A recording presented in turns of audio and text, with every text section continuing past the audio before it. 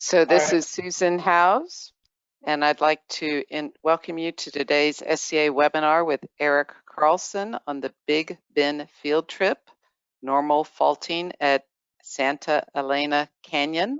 Before we start today's webinar, we'd like to ask you a few questions about the demographics of the audience. So I will be sharing some polling questions. Let me make sure I have the presentation rights, so I can do so. And I'm going to select the first polling question. What is your primary discipline? And I'm going to launch that question. We're starting to get results. We have a lot of geoscientists in the audience. Thanks for being patient with us as we get our technical difficulties worked out. Looks like the majority of you have voted. We have 79% geoscience, 11% petroleum engineering. Looks like the geoscience has gone up, and 8% other. So let me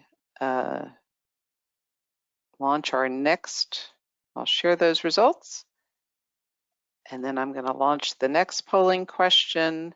How many years of full-time experience do you have in the oil and gas industry? And we are distributing the poll now. We have quite a few of you with over 30 years experience, and also a good contingent in the 11 to 20 year range. Looks like most of you have voted now, so I'm going to close and share the results. 34% have over 30 years, and also 34% are in the 11 to 20 year range.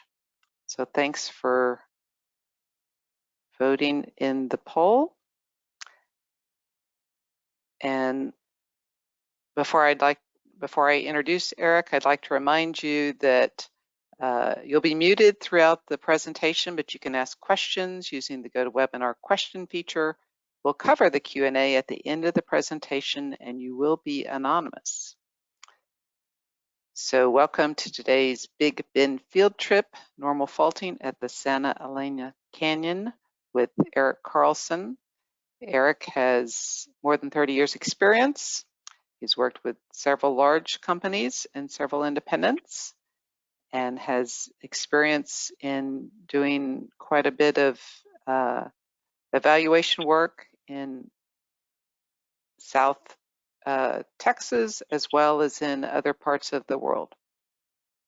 So the field trip that Eric leads for SCA is a Big Bend field trip. This can be scheduled in-house, so call SCA's training department to get more information about it. And we'll be talking about a portion of that field trip today. So contact training at SCA companies to schedule your in-house course. And of course, contact SCA for other services. We have another webinar coming up later in the month with Dr. Larry Lake and Dr. Jerry Jensen on small data plus simple model equals big data. And then finally, go to SCA for all your consulting, direct hire projects and studies and training needs. And so without further ado, I'm going to give Eric the presentation rights. And you should be able to share your slides, Eric. Okay, great. Take it away. All right, thank you. We're going to start by just saying that today we'll give you a taste of the kind of detail that you can see when you come out to these outcrops. Excuse me. There we go. Can you see my slides? Yes, we can. Okay, great. All right, very good. All right, let's go to the next slide then. I apologize for this delay. It's my responsibility for that, not theirs. There we go. We're going to take a look at several things in this canyon that are very interesting. First, though, just to kind of highlight what we're going to look at today, we're going to say that Santa Elena Canyon is upthrown to a normal fault called the Trilingual Fault. We're going to look at some cliffs along both sides of it. that are about 1,500 feet high and 20 miles long. That's about the same size as a seismic sequence you might be mapping for prospects. Additionally, this fault's not just a single line on the map, but a zone of deformation, observable on the outcrop at several scales, from millimeters to kilometers. So when picking a location to drill down thrown to a normal fault, two rules of thumb are often used to spot the well. First, stay a certain distance from the fault related to depth. And second, drill down thrown structures with four-way closure, or beds dipping in all directions from the proposed well location.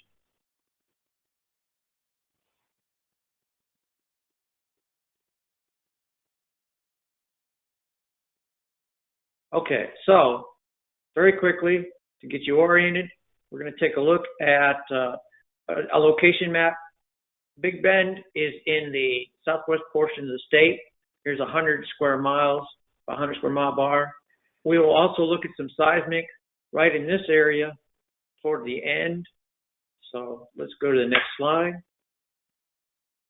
We see that in general, Big Bend is a structure which has a lot of faults associated with it. And to use an example of why that happens, these are basin range faults. If you ever were a kid and kicked a basketball, you'll see along a seam and you get a boo-boo on the basketball. Well, in fact, the air pressure does that. When you have a crust and you have magma below, it'll come up to the surface and cause a boo-boo on the surface. This is an insertion of magma. Now, in the Chises Mountains, thanks to McLeod, quoting here, page 39, this insertion was about 18 miles wide and 0.6 to 2.5 miles high. So since rocks don't stretch like rubber over an intruded magma, instead they have to account for the increase in surface radius of the Earth with normal faults.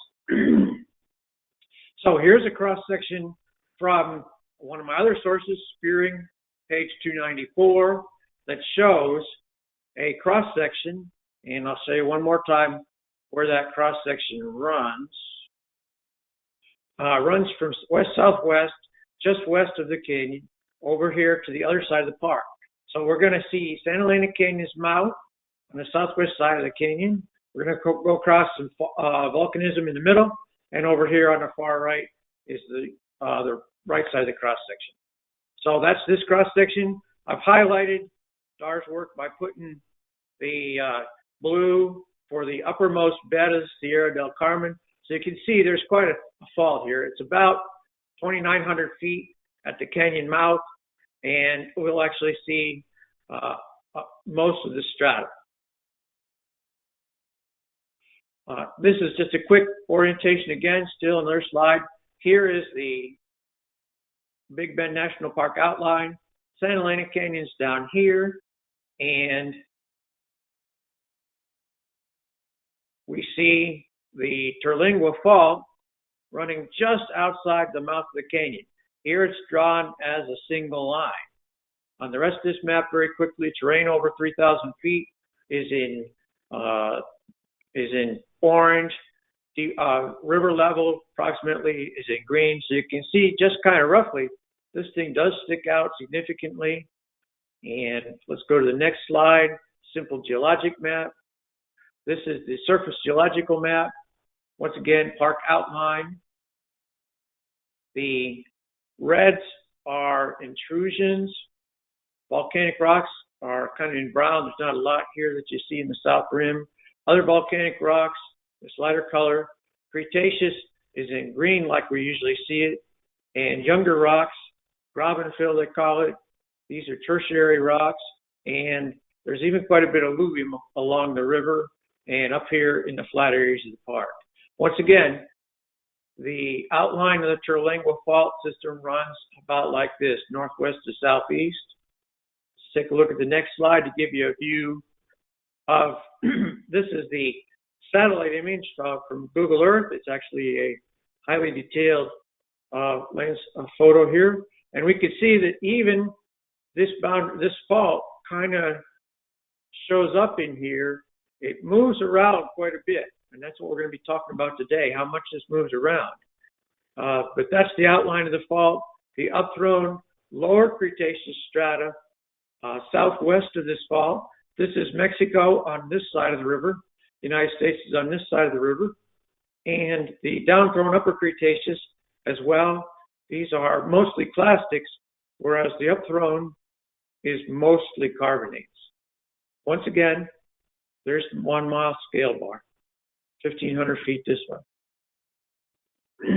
The Trilingual Fault is a basin and range style normal fault. Its age is 25 million years to 2 million years ago. It was most active since 15 million years ago. So it was a growth fault from 25 million to 2 million years ago, long after these rocks were laid down. Long after these rocks were laid down, this was a growth fault. But what we see today, we've had about 2 or 3 miles of erosion of these rocks away. So we've actually taken it down to where we're at prospect level, so to speak, on this system. Basically, how did this happen? Because of the East Pacific rise coming in under North America, we had basin and range style faulting 15 million years ago. The deep slab of the Farallon plate created a new round of magmatism as it detached. And so that came into the Chisis Mountains. So because of more intrusion of magma, you had to speed up your faulting, make them bigger to account for that boo-boo. So once again, McLeod, page 36 to 41, he's summarizing the work of many others. This photos by Richard Costa were from 8 miles northeast of the canyon mouth from one of our stops for Vista. Now people say, that's a Google map, show me a street level view. Here it is. So here we are 12 miles away, looking at this canyon. There's a scale bar, 660 feet. That's 1,500 feet in all. And here's a mile scale bar. Scale's the same in both these pictures. This is the Mexican side of this huge cliff, the canyon itself, and the American side continues down here. This is an early morning shot. We'll see the outcrops in the early morning on our trip. Here's a view of the entrance of the canyon itself. Once again, a photo by Richard Acosta. And what we're going to do is we're going to look up here. Eric? Yeah. I'm going to turn off your camera because I think you're having some bandwidth issues. The slides aren't advancing. So okay, we're still is the looking cursor at slide, showing? We're looking at slide 8. Oh my. Okay, yes, I'm on slide 10. Right, so let's turn off your webcam. Okay.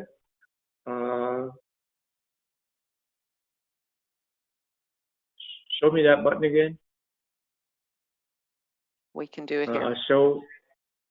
Okay. Okay, there. All right. All right. Great. And we're still seeing slide 8. All right. So from slide 8, we'll look at the street level view again. This shows us the Sierra Ponds, the Mexican side of the canyon itself. This is 1,500 feet. This distance at the top of the canyon also about 1,500 feet. And down at the river mouth, it's about 300 feet. Here's the American side, the Mesa de Aguila it's called. And once again, this is a beautiful outcrop about the size of a seismic sequence.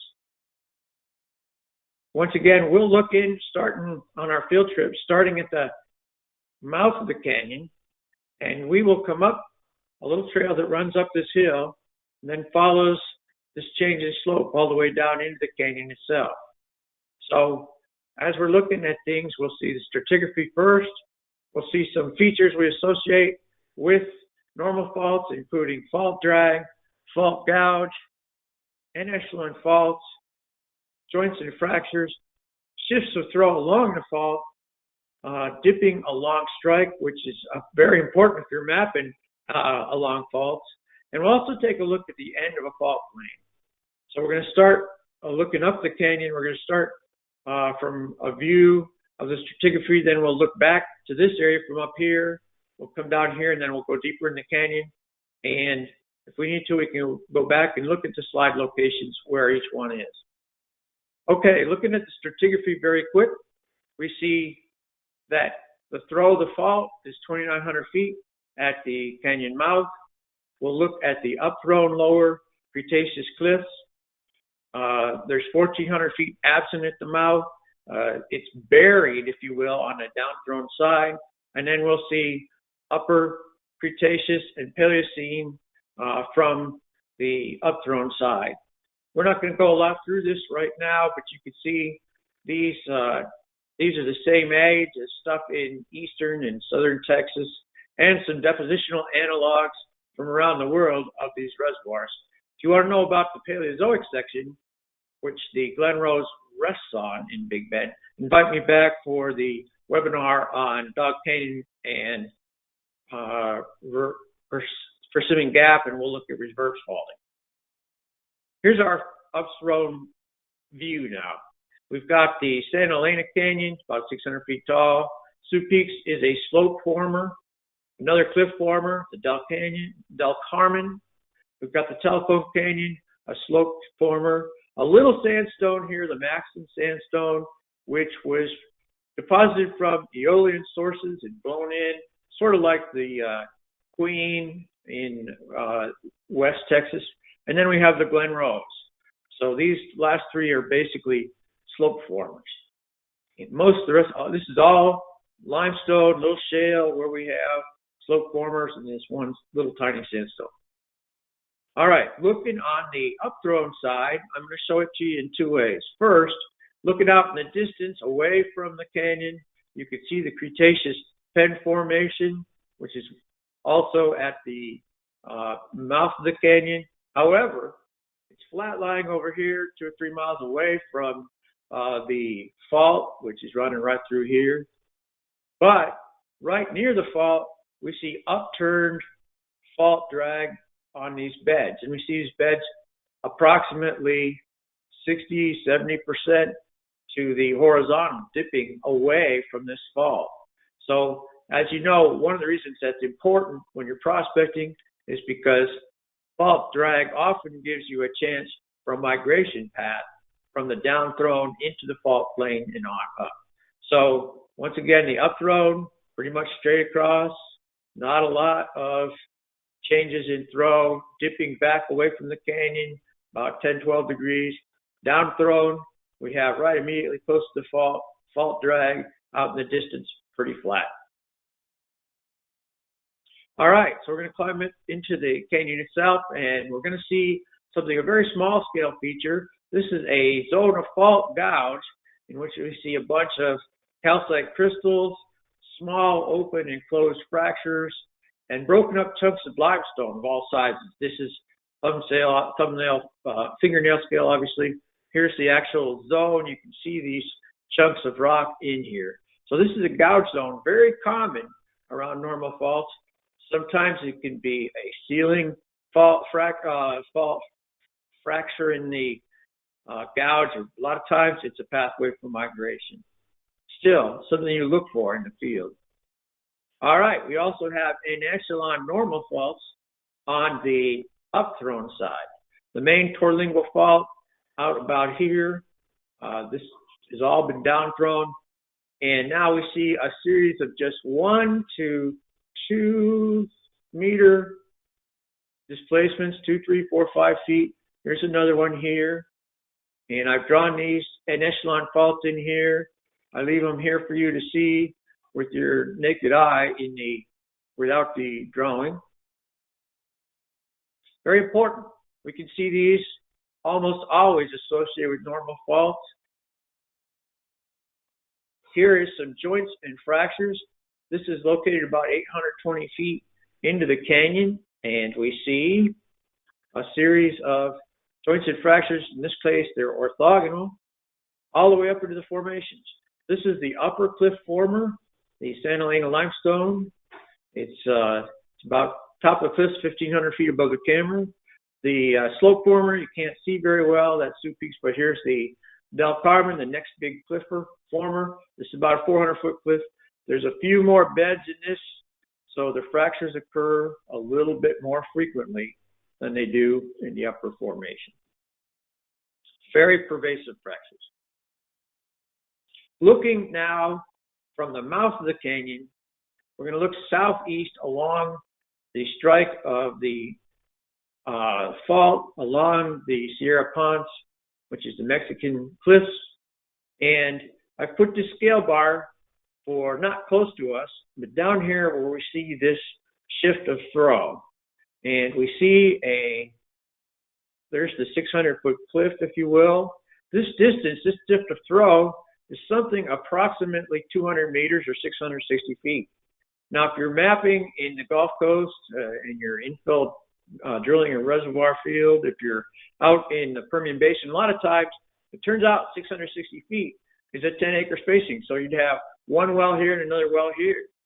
Well, that's very interesting because here's a fault that's a single line on that map I showed you on the location map.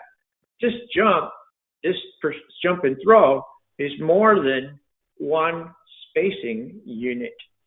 Very interesting. If I look at this same jump and throw from across the river, so now looking up dip to this jump and throw, I've got this marker bed that we're going to follow here, the base between this slope-forming Sioux Peaks and this nice firm cliff-forming Del Carmen Formation. And I'm just going to show this green line because sorry about that. I'm just going to show this green line because it's going to come up often. Here's the closer to view section of this fault. And here it jumps back to 600 plus feet back, the section that's farther from the fault. We look and we see there's just a little dip into this fault direction. There's also actually some dip into that fault that way as it transfers across this little transfer fault. Not very large, but certainly at the reservoir scale, this will have a big impact on you. The dips are important into these faults, and also this displacement of more than 600 feet. Down here, we can still see some of the upper Cretaceous pen fault drag away from the fault. Okay, so here's the mouth of the canyon again, and not only is it down there 2 miles to the south, it's also actually right at the mouth of the canyon. Here's a scale bar, 165 feet, 165 feet. This is the picture. Here's my drawing of it. Once again, the following of that Sioux Peaks formation to Del Carmen from the slope to the cliff former. Over here also. But look, right at the mouth of the canyon, I've got right here that Del Carmen is dipping southeast there. And look at that. Here's another little block. That Del Carmen is dipping southeast here. And in fact, what's really interesting is then you just don't see it. Somewhere below this alluvium, down here below the river valley today, the next chunk of this is somewhere way below. We don't exactly know how far right here, this close to the fault. Well, I can show you this same bed from over here next, where you can see it looking back up and see kind of an oblique view. And that's here. I'm standing over here right on the riverbed, and you can see here's that same Sioux Peaks to Del Carmen. Here is the boundary between the cliffs on the Mexican side and the canyon. And here's that first block. Here's that second block I showed you. So this one and this one are this one and this one. Whereas back here, this one, of course, is this one over here. So this tear and this dip away from the canyon, that's real. This one isn't 660 feet, but it's sure more than 300 feet of a jump, a shift or throw from over here on this side back to here. We know where the fault is. We can see the fault drag. Now, I'm going to show you another spot in between those two. Once again, here's the upthrown side, the Sioux Peaks Formation. We can follow the tops of the Del Carmen over here in front of that, and we can see the top of the Del Carmen doing something like this. Here's another view, kind of oblique, looking back toward the 600-foot throw shift is just back here. We see the upthrown Sierra Ponce, the boundary between the slope-forming Sioux Peaks to Del Carmen. Down here, some blocks of the Del Carmen. Now, these guys it's like someone took their footing. It's like causing the bottom to fall out from under these cliffs. Now, someone has said in other guidebooks, this looks like it's erosion, but it doesn't, guys. Here's what erosion looks like over here. This is within the canyon. This is a fault. This is a big chunk of rock that fell out of the upper formation, the St. Helena formation, this one. And boom, there it is. How big is this chunk of rock? Well, that little part right there, there's your obliging geologist standing in that same little part. So these are huge chunks that come down as big pieces that fall this way when in fact erosion causes one of these. So this is not caused by erosion because we're not seeing big chunks. We're just seeing some subsidence, if you will, of this. So this is kind of in between the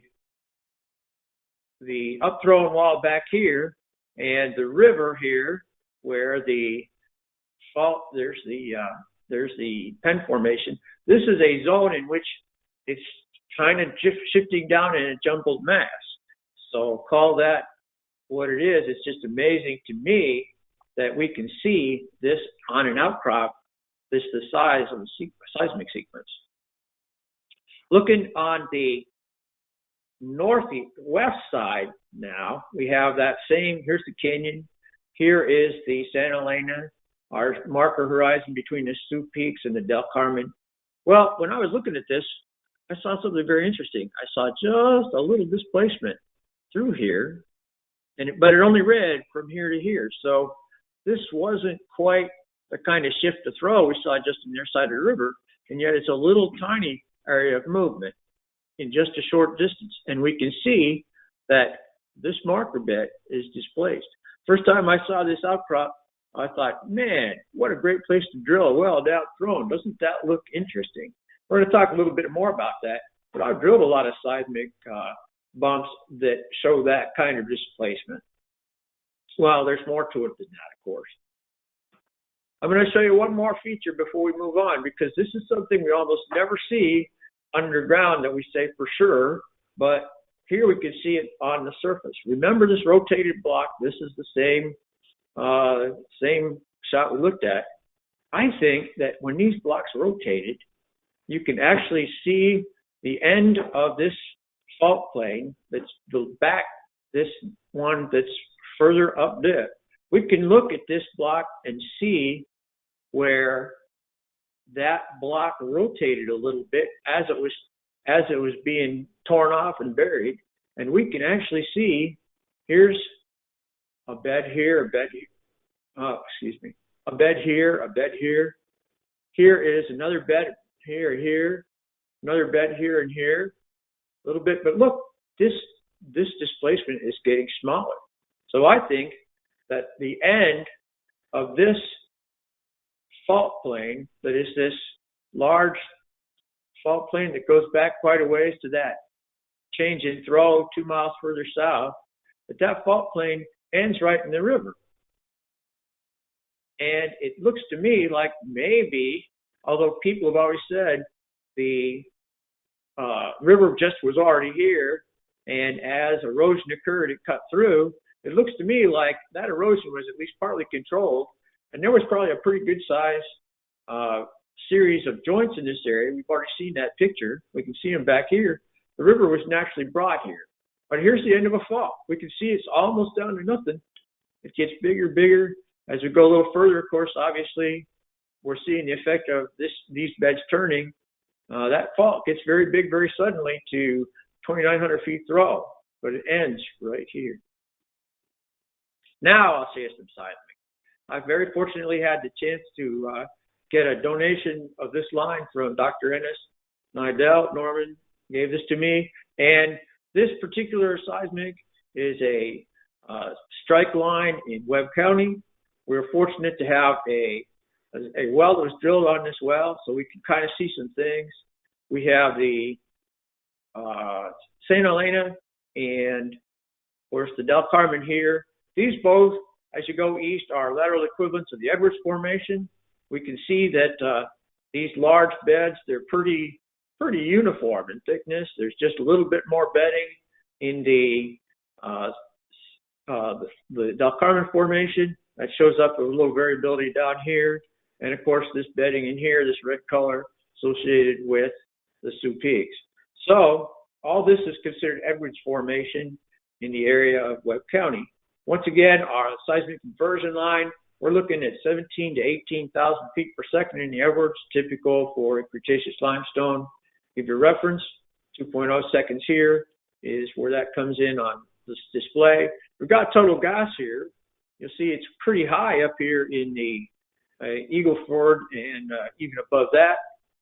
And then down in the Edwards, of course, almost no gas at all. And the line's clean limestone. Well, and we've seen a lot of fractures too. Maybe that gas has come up here. We've got a gamma ray to show you how clean that is. Once again, the Buda, the Del Rio, the Georgetown, the Eagle Ford, of course, a lot of people are prospecting on that.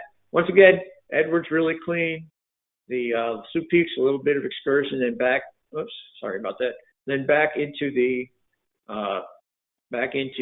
equivalent of the Del Carmen, nice clean limestone. So this is a dip line. It shows seismic stratigraphy that we can do. We can follow this around. And thank you very much, Norman. This next line, we need to thank Julie Hardy and Christine Kujawa and others at Seismic Exchange Incorporated. They have let us use this line on a temporary basis. Give you a scale. The whole line's 22 kilometers long. So we are 5 miles bar here. Our vertical exaggeration approximately 6 times.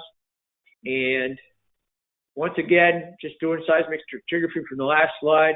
This is about where the top of the Edwards falls over here on this upthrown block.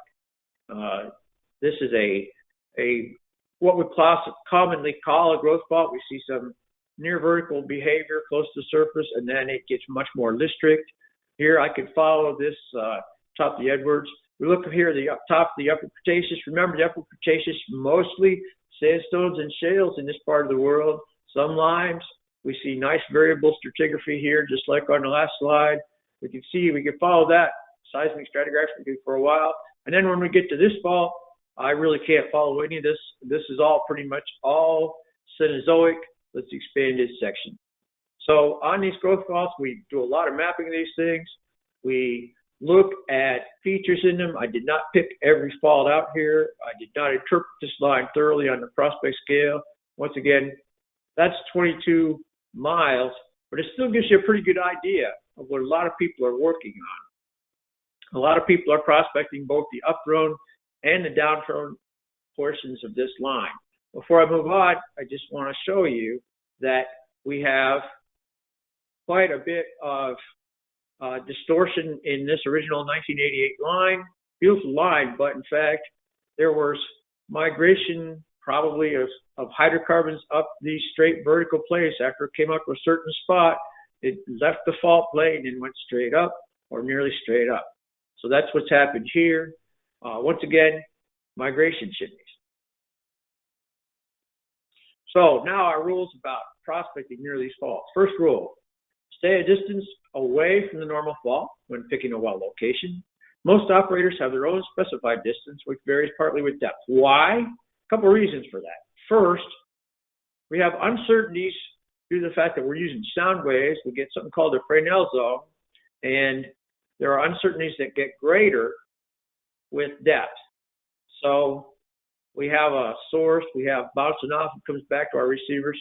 But the important thing is these lateral errors are mathematically predictable. And of course, a lot of seismic processing has to do with trying to reduce that error as much as possible. That's one thing, though. No matter how deep you go, the deeper you go, the less lateral resolution you have.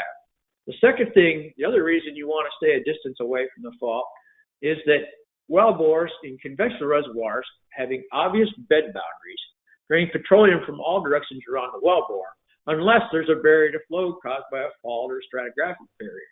So this is what we like to see, flow into the well from all directions, hydrocarbons into the well bore. If you have a fault, I've oriented this about the same as what we see the Trilingual Fault. Unfortunately, there's a very good chance you may not be able to flow into the well bore from 360 degrees. But once again, we can actually model the effect of this barrier. We model it all the time when we're predicting distances to reservoir boundaries. So the third reason that we stay a distance away from the fault, though, is what I'm talking to you about today. Normal fault systems are extremely variable on a small and large scale. So this sub 200 meter variability is expected. We've seen it in this outcrop along the length of it, but unfortunately, it's pretty much unpredictable. A lot of it occurs at a resolution below the seismic, but it's there. So you just want to stay away from that seismic, the giant fault, that giant normal fault.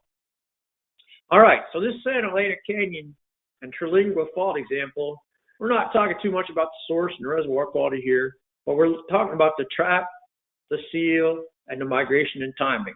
We've looked a little bit at what might be potentially traps just looking along the outcrop, but now we've got to talk a little bit about the seal, and we'll talk a little bit more about the migration in a minute too. So the second rule has to do with seals. We want to drill four-way closures on down toward prospects in a certain place. First, we got to have a top seal, so we're going to stay below that. Second, many traps, especially recently filled traps, are filled to the spill point. What's a spill point? It is a point along a structure in which you can have a chance for hydrocarbons to get away from the spill point and go up some other pathway to the surface. So we try to recommend drilling a structure like this four-way closure or this closure. If we put a well right here, we've got 200 feet of closure that we can hopefully drain hydrocarbons out of. There might be other things involved too. You might have to, if you have an gas-oil contact, you might have an effect where you're going to put your well. But you want to be within this closure. If you drill another one of these fault traps that you don't have closure, hydrocarbons can come up to the fault plane and leak. The same is actually true on the upthrow. We've got a lot of leaking upthrown traps as well. One might have had hydrocarbons for a while, but have since leaked. We've seen a whole bunch of fractures along hard rocks, even soft rocks. This could be a problem, as we saw on that seismic line. So I should make a note. SCA teaches techniques and principles to produce maps. You can see I did a fair job, at least, of making sure my contours wrap around. That's one of the first things they teach you when you're mapping. What is important about the way they teach you to map is that their maps that you learn to make resemble very closely the geologic structures observed in the real world. So that in general, if you map according to their methods, particularly, of course, their founder, Mr. Chirpak, you buy that book, you take their course, you're going to make maps that are reasonable and realistic at the scales that people are interested in usually. And in addition, they've recently introduced some new mapping courses, some computer courses. Look at that catalog. It's really good. Okay, here's another example from Northwest Paraguay where we had a very unusual thing happen. People drilled a well out here. They're trying to drill down here to these reservoir areas down here about 3 miles down. They drilled down here and they blew out a well back in 1959. And it turned out that well had 10.2 pound per gallon gas coming out of that well. So they lost the well. They drilled a replacement well. They used a different mud weight. They got all the way down here to TD. They tested in 1959 for 3 million cubic feet a day from this step 2.5 miles down. We went back in the year 2004 and retested this zone just to see what it would do. It tested at 900,000 cubic feet per day. So, in fact, that's a sign that there was still a little bit of gas left, even in this show, even quite a bit later.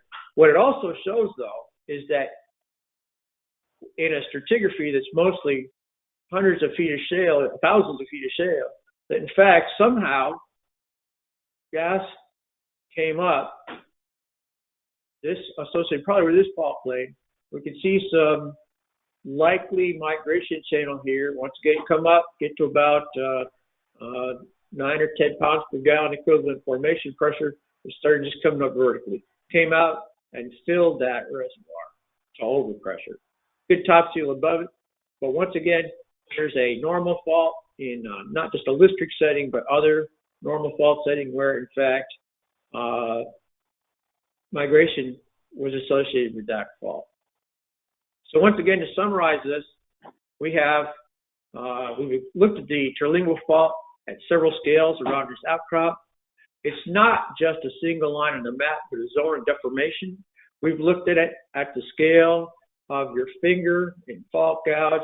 We've seen it at the scale of hundreds of meters wide. And when we looked at the entire length of that fault, we could even see it on a map scale, if you will. If you're really looking for it, you can see a bunch of different ins and outs, transfers of fault. So we've looked at stratigraphy, we looked at the fault drag close to the fault gouge and echelon faults, joints and fractures, shifts of throw, important bending beds, I call it here, dips along strike. This is absolutely important for when you're actually mapping to make prospects. And we even saw fault plate ends. So be wary. We want you to stay a certain distance from the fault related to the depth and drill down thorn structures with four-way closures or beds dipping away in all directions from your target so that, in fact, you can maximize your chance of not having your hydrocarbons leak away. So take this away. Expect hydrocarbon migration along normal faults, in both primary and secondary, actually, and also associated joints and fractures near those faults. That's the norm. Here's my references page. I thank Mountains Press, John Rimmel, who, this is one of the textbooks for the course, Roadside Geology of Texas. Another one, thanks to the University, TCU Press, Texas Christian University Press. This is the second book, one of the textbooks for the course. McLeod, Big Bend Vistas. I'd like to thank Dr. Norman S. Nidell for his strike line. I'd like to thank Scott Sechrist and especially SEI for letting me show that seismic line, that dip line for a while.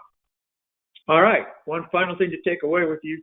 The field trip does include a picnic dinner under the stars at the end of the second day of the outcrops. This is another photo by Richard Acosta, one who leads field trips out here, takes a lot of photos. Recently, a president came to the Permian Basin and they gave the president one of his photos as a memento. Here, this view is looking northwest up. We're standing basically just down thrown of the Trilingual Fault Plain looking. This is the American side. So that's the end of what I have for you today. Remember, SCA can give you many things, and they're a great group. I really thank them for having the opportunity to present this to you. Thank you very much. Thanks, Eric. Now we have time for some questions. So for those of you who've been listening, you can type your questions in the question feature, and you will be anonymous. One of the first questions is, you mentioned that Gouge Field was one of the analogs to one of the horizons. Of course, Gouge Field is one of the most prolific fields in Saudi Arabia. Tell us what makes it a good analog for some of the formations you're looking at in the Big Bend area. It's an analog. Let me go back to that slide if I might. Here we go. Put this in because these can be seen worldwide. And the Gouge is the Arab D reservoir is a giant limestone, also deposited. Remember, these are depositional analogs, deposited in the same type of setting as that nice, clean Santa Elena formation. So that's why that one's listed here. Huge field. I think one of the very largest fields in the world. And that reservoir, a very important reservoir in that field. Deposited in a nice shelf limestone setting. Thanks. And I also see you have some North Sea references there. Yes, that's correct. Up here, the Stat Fjord. It's very interesting what happens. Remember, all the growth for this fall occurred when these volcaniclastics got deposited. And there's lots of places on the trip where we'll stop and look at those. But the fact of the matter is that that Stat Fjord has lots of reservoirs that are the big Stat Fjord reservoir is itself often thought of as a volcaniclastic. And a little closer to home, the Lance and the Muddy and the Rockies? Yes, the Upper Cretaceous section is once again mostly mudstone, some sandstone, even some subburial stuff with dinosaur bones found, whatnot. Most of those, they have marine dinosaurs they found, but there's also terrestrial dinosaurs. And so we'll actually stop there, spend about 15 minutes looking at some of those beautiful dinosaurs on the field trip.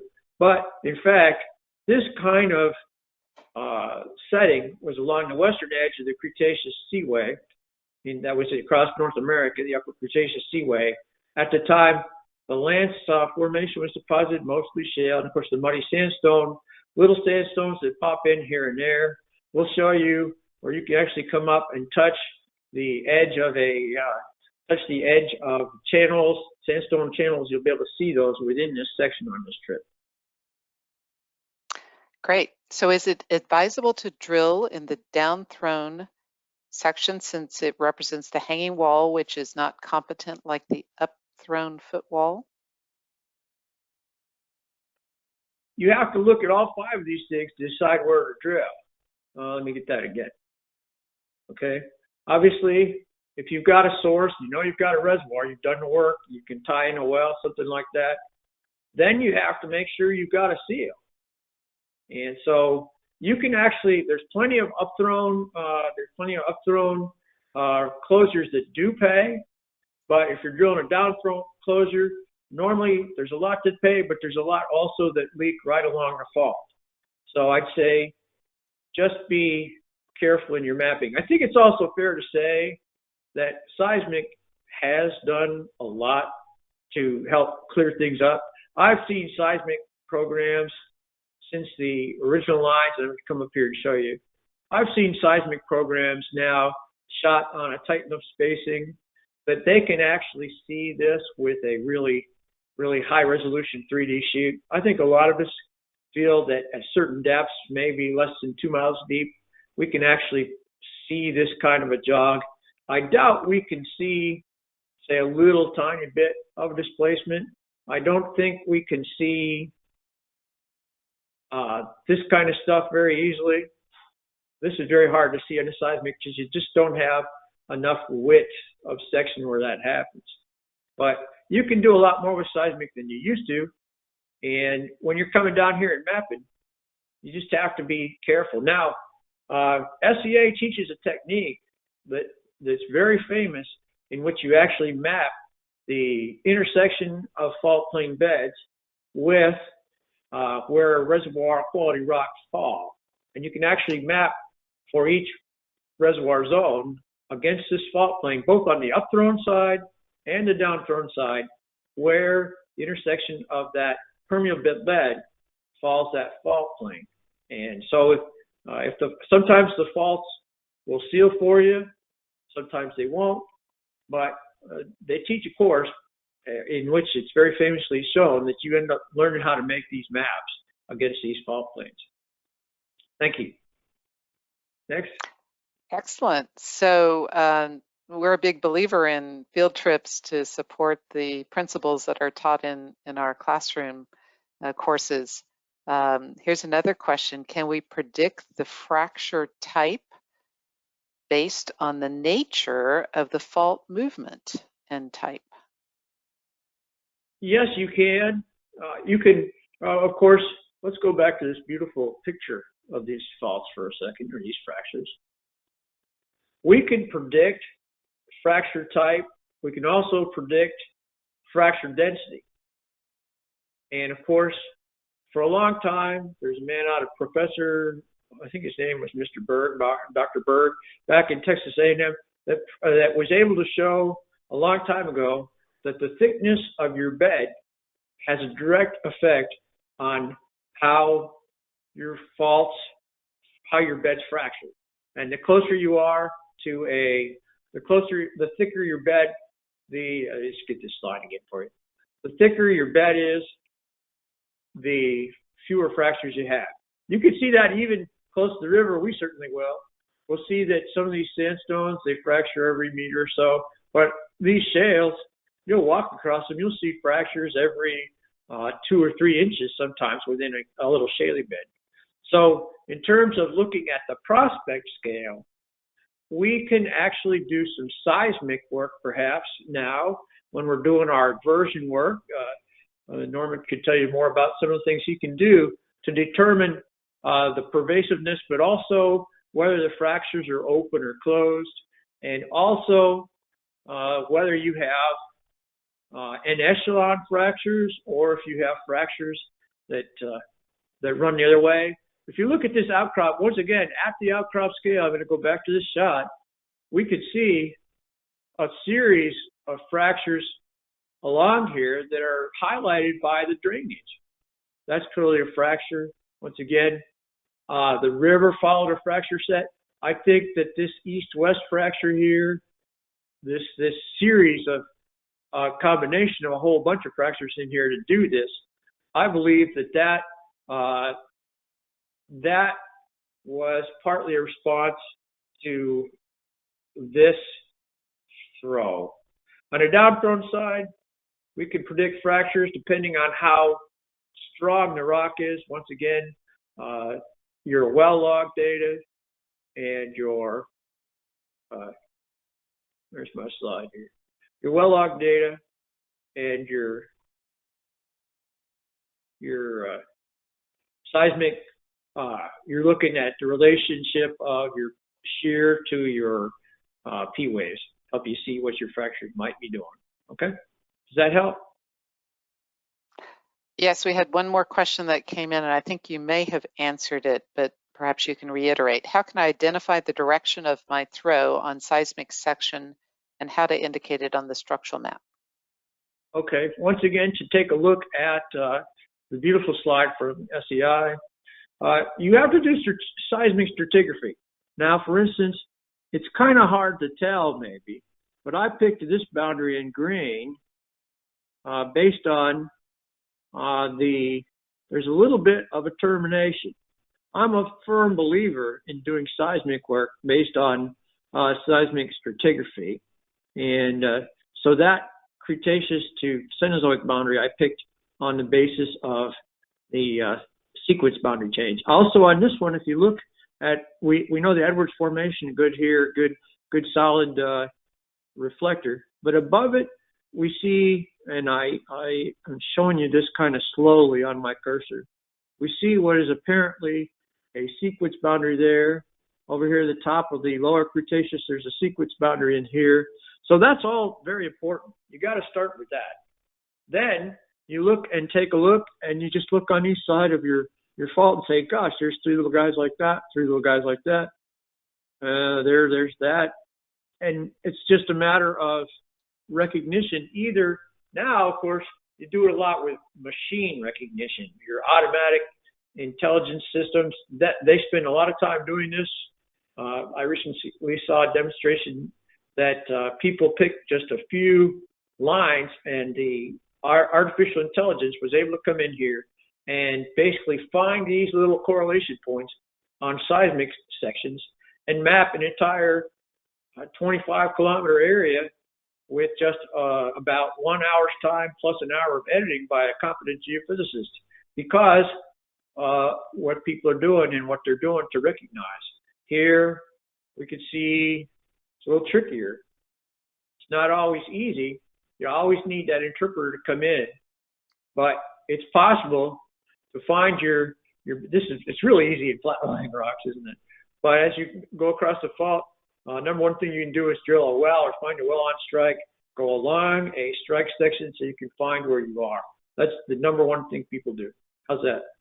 That's great. And of course, it's important to have that competent geophysicist to QC the work. So Yeah, that's all the time we have today. Thanks for attending today's webinar. Later, you will receive a link to the recording of the webinar, an evaluation form, and more information on the Big Bend field trip led by Eric Carlson.